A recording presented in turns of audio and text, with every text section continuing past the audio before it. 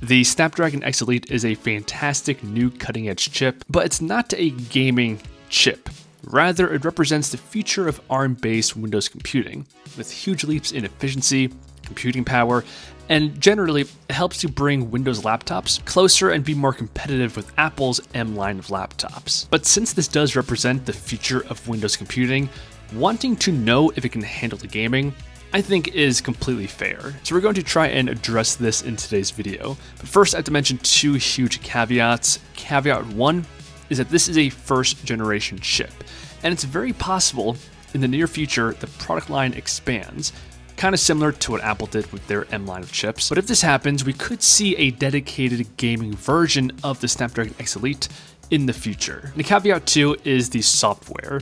So these chips represent a pivot from x86 to ARM architecture. At this point, I think the transition is inevitable, it will happen, but to get the most out of these chips, you need to have native ARM applications. And that's just not the case right now. We do have the ability to translate x86 into something ARM chips can read. It's called emulation, but it's not perfect, and it does have a performance impact compared to a non-translated application. But okay, with that in mind, let's see how the Snapdragon X Elite handles gaming. And to do this, I'm going to be referencing this live stream from Linus Tech Tips. It's 4 hours long, and what he did here is he has one, I guess you can say, legacy Intel laptop and a comparable new Snapdragon X Elite laptop. And they go through a Steam library and try to launch a total of 35 games on both platforms. I'll go ahead and leave the full live stream linked below the video, but just keep in mind that this is not a scientific test. It's kind of informal. They did waste a lot of time. That's why this video is 4 hours long. So here I'm going to summarize and go over the findings and my interpretation. So this right here is the final results of this informal test. We can see the games that worked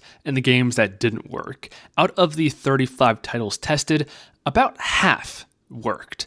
Names that worked included Minecraft, Rainbow Six Siege, Skyrim, Street Fighter, and a bunch of others. For these games, the performance was comparable to the Intel system. For example, Doom, the Snapdragon pulled about 40 frames per second, and the Intel system was getting about 60 frames per second. But you have to remember that on the Snapdragon system, this game is being emulated. And if the game was natively running on ARM, the performance would be about the same. For the games that did not work, such as Destiny 2, Cyberpunk, Fallout, sometimes they would initially run, but then at some point in the game, it would crash, which makes it completely unplayable. Cyberpunk was surprisingly one of these titles.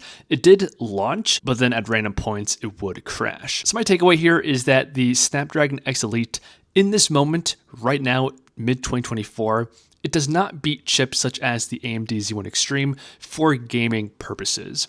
It's not due to weakness in the physical hardware. In terms of the raw computing power, these two chips are very similar. It really just comes down to the software compatibility and the performance hit that emulation impacts on games. But this compatibility will only improve over time as more ARM-based systems begin to ship out to customers. My projection is that a year from now, a lot more of these games will launch without crashing. That could be because they have native ARM versions, or they just tweak them a little bit to run better on these systems. Also, a year from now, we're going to have a lot more good ARM chips to choose from, and some of them could be gaming specific. And if this does pan out, then I think then these ARM-based Snapdragon chips will really give Intel and AMD a solid run for their money in gaming applications. But let us know your thoughts in the comments below. If you guys enjoyed, I appreciate a like, subscribing, and I'll see you guys in the next one.